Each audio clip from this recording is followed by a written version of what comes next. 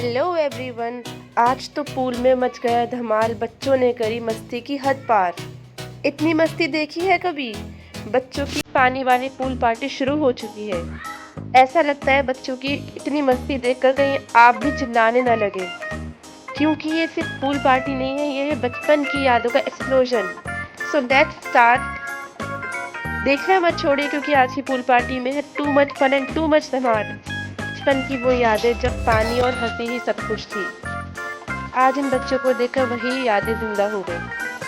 सो अगर आज आपने ये पूल पार्टी मिस करी तो लगेगा ज़िंदगी में कुछ मिस हो गया है, कुछ अधूरा रह गया है। तो देखते रहिए नन्हे बच्चों की पूल पार्टी और इनका एंजॉयमेंट।